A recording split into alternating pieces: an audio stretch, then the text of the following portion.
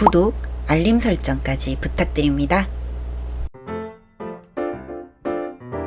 오늘도 우리 사는 이야기 찾아주셔서 감사합니다. 사연자분이 보내주신 이야기 시작해볼게요. 안녕하세요. 저는 30대 초반의 간호조무사입니다. 처음에는 일반 회사를 다녔지만 결혼해서도 오래 일할 수 있을 것 같아서 자격증을 땄습니다. 간호학원에 다닐 때 가장 많이 들었던 얘기가 사모님이 스테이션에 나와 있는 병원은 가지 말라고 했는데 어쩌다 보니 그런 병원에 취업이 되었습니다. 전 미혼이고 나이에 비해서 동안이라 면접은 잘 붙었는데 그 자리에도 사모님이 나와 계셨습니다. 원장님과는 공중보건의 시절에 연애로 만나신 거라고 했는데 본가의 반대가 매우 심하셨다고 했었어요. 그도 그럴 것이 인물도 그렇고 학벌도 별로고 혼전 임신으로 결혼한 케이스라 어딜 가도 환영받을 만한 신부감은 아니었죠.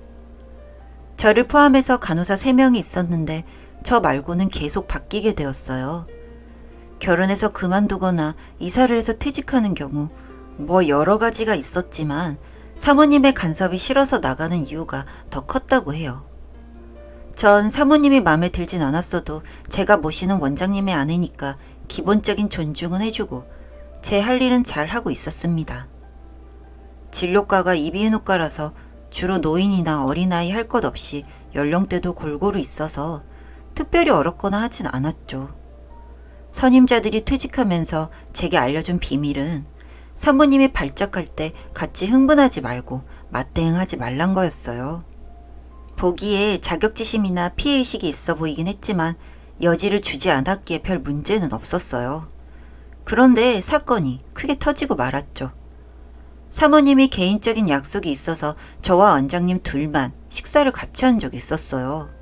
그것도 우연이었고 같은 건물 아래 칼국수집에서 한 그릇씩 먹은 건데 다음날 난리가 난 거죠. 어떻게 단둘이 식사를 할 수 있냐고 말이죠. 원래는 2분이 드시고 전 도시락을 먹었는데 그날따라 늦게 일어나서 그냥 나온 건데 원장님도 혼자 드시기 뭐하다고 같이 먹은 게 화근이 된 겁니다. 다음날 제게 앞으로 도시락 없어도 같이 먹지 말라면서 소리를 지르는데 나중에 원장님이 미안하다고 문자 메시지를 보낸 게 더 큰 화를 불렀습니다. 원래 둘이 문자 주고받는 사이냐면서 제대로 대처를 못했다가는 머리채까지 뜯길 판이었습니다. 어이가 없었죠. 전 당당하게 말했어요. 서로 개인적인 연락을 한 건 처음이고 선임자들과 원장님이 단톡방을 개설해서 주고받았는데 다 퇴직을 해서 이렇게 된 거다. 처음 그러시면 조무사 1명을 더 뽑아달라고 했더니 그럴 필요 없다고 하면서 자기가 하겠답니다. 의기양양하더니 환자가 진료비 낸 걸 잘못 계산했다고 저더러 좀 해달라는 겁니다. 4,500원이었는데 45,000원으로 찍은 거죠. 취소하고 다시 해달라는데 그것도 명령하듯이 반말로 시키는데 어찌나 열받는지 말이죠. 기본적인 업무도 못하면서 꼬박꼬박 매일 나와서 밥만 먹고 5시에 먼저 퇴근을 해요. 애들 챙기러 간다고는 하는데 퇴근 시간까지 일할 능력이 없으니 집에 가기 바쁜 겁니다. 원장님도 사모님이 같이 있으니까 짜증나고 답답해하는데 굳이 인건비 아끼겠다고 꾸역꾸역 나오니 뭐라고 할 수 없는 겁니다.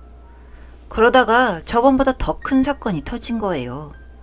예전 시골 고등학교를 다닐 때 학폭으로 껌 좀 씹었던 과거가 드러난 겁니다.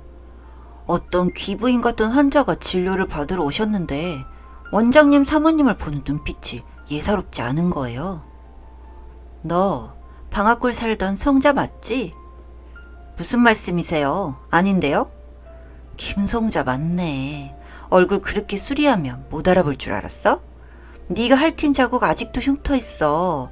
양계장 한다고 지 애비 백 믿고 까불다가 야생아 조직해서 애들 삑 뜯은 거 졸업생들 다 알아. 환자분, 여기서 이러시면 안 됩니다. 제 이름은 김성자가 아니라 김세련이에요. 오, 세련? 세련 같은 소리하고 자빠졌네. 구청 가서 개명한 거 다 알아. 오늘 잘 만났다. 따라 나와. 경찰 부를 겁니다. 그래 불러. 내가 너한테 당한 증거 다 모으면 더 콩밥 먹어. 알고나 떠들어 이년아. 대기하던 환자들은 웅성웅성하면서 손가락질을 하고 난리도 그런 난리가 없었어요. 상황이 너무나 심각해서 뜯어 말리는 분들도 안 보였어요. 그때는 원장님이 진료 중이셨고 허겁지겁 나오셨을 땐 이미 두 사람은 자리를 떴을 때였어요. 그래도 와이프라고 걱정되셨는지 저보고 찾아오라고 하시는데 어딜 봐도 자취를 알 수가 없었죠. 다음날 사모님은 출근을 안 하셨고 원장님도 제게 일찍 들어가라고 하시는 겁니다. 차마 왜냐고 물을 수가 없었죠. 병원 문을 3일 동안 닫겠다고 하시면서 월급은 다 줄 테니까 집에서 쉬라는 겁니다. 사모님은 병원에 입원하셨다고 하고 제게 조무사 친구 있으면 알아보라는데 저도 사람인지라 그 묘한 쾌감이 일더군요. 그래서 전 집에서 쉬면서 같은 학원 다녔던 동기들에게 연락을 해봤어요. 저희 병원 사건이 이미 소문이 쫙 퍼졌더라고요. 너네 사모 머리털 다 뜯기고 엎어져서 발목 골절로 입원했다며? 그러기에 인과응보라니까? 언니는 그 얘기 어디서 들었어? 어디서 들었겠어. 그 병원 퇴직한 애들이 벌써 20명이 넘는데 벌써 돌고 다 돌았지. 어쩌냐. 원장님이 신규로 1명 뽑을 거니까 면접 보게 데려오라는데. 그 사모가 관두면 모를까 요단강 걸는 일 있어? 다들 기피하는 병원 1순위야. 네가 그냥 커버해. 전 전화를 끊고 시름에 빠졌습니다. 솔직히 저도 생계만 아니면 그만두고 싶었거든요. 게다가 원장 사모가 그렇게 대단한 일진 출신이라니 더러 겁이 난 건 사실이에요. 출신 성분이 그다지 귀티나지 않을 거라고 추측은 했지만 그 정도로 바닥인 줄 상상 초월이었거든요. 3일 쉬고 출근을 했는데 환자가 종일 10명도 안 되었어요. 아마도 그 사건 때문인 것 같기도 했고 저의 병원이 문 닫았다는 헛소문까지 났더라고요. 오죽하면 그랬을까 짠하기도 했지만 피해는 원장님과 제게 고스란히 돌아오는 거라 마냥 반갑지는 않았어요. 그날 점심을 같이 먹으면서 제가 원장님께 부탁을 드렸어요. 제가 알아봤는데 사모님이 나와 계시면 안 오겠대요. 아, 진짜 인생에 도움이 안 되네. 어떡할까요? 내 손모가지를 걸고 절대 못 나오게 할 테니까 좀 더 알아봐줘. 안 되면 간호인력 구하는 앱 거기 올리고. 네, 그럴게요. 저희는 결국 간호인력 구하는 곳에서 사람을 어렵게 채용했어요. 저보다 3살 어리고 처음 일하는 조무사였어요. 제가 가르칠 것은 많았지만 순한 편이었고 일머리도 나쁘지 않은 친구였어요. 그리고 얼굴도 예쁘고 날씬한 외모가 호감형이었죠. 전 그 직원과 둘이서 점심을 먹고 퇴근 후에 쇼핑도 다니면서 친해졌어요. 원장 사모님은 망가진 얼굴을 수선받느라 성형외과 피부과를 부지런히 다니고 있다는 것을 알고 있었고 설마 다시 출근할 거라고는 전혀 의심하지 않았어요. 그 수모를 당하고 다시 나온다면 철면피가 아닌 이상 절대 그럴 수가 없다고 생각했거든요. 신규 직원이 나온 지 한 달이 된 시점에 믿을 수 없는 일이 일어났어요. 원장 사모가 또 기어이 출근을 한 거예요. 원장님이 이혼도 불사하겠다고 했는데 그래도 나온 거랍니다. 어쩐지 원장님 표정이 아침부터 죽상이더라고요. 신규 조무사는 아무것도 모르니 보자마자 예의 바르게 인사를 했죠.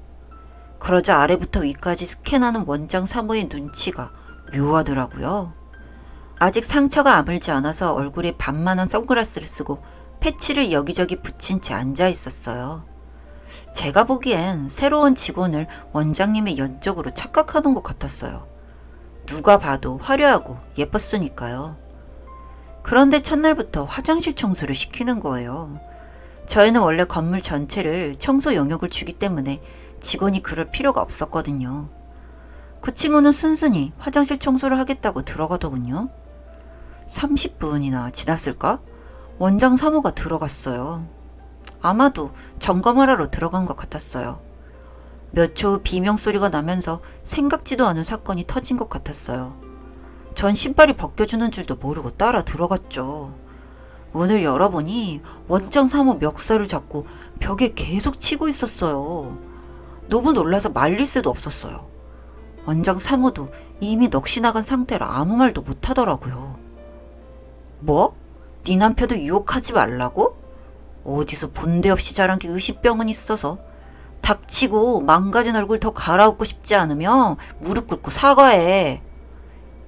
야, 너 미쳤어? 왜 그래? 아무리 그래도 원장 사무잖아. 그 직원은 핸드폰을 들어 음성 녹음하는 걸 보여주며 비웃으며 말했습니다. 아, 이 거지 같은 년이 나더러 한양기가 있다면서 쌩얼로 출근하라는 거야. 또라이 같은 게 지랄하고 자빠졌네. 결국 원장 사무는 그 자리에서 무릎 꿇고 사과를 했고 그 직원은 결국 그날 사표를 내고 나가버렸습니다. 그리고 음성 녹음한 녹취록을 증거로 잡고 고소까지 했습니다. 그러니 병원은 아수라장이 되어버렸고 저도 지쳐서 그 병원을 떠났습니다. 나중에 들은 소문으로는 폐업하고 원장 부부는 이혼을 했다고 하더군요. 제가 경험한 직장 내 사건 사고 중에서 최악이었습니다. 저도 이젠 그 바닥을 떠나서 다른 직업을 갖고 살고 있고 좋은 남자와 교제 중입니다. 다시는 그 끔찍한 기억을 되새기고 싶지 않네요. 긴 글 읽어주셔서 감사드립니다. 사연은 여기까지였고요. 우리 사는 이야기 시청해주셔서 감사합니다.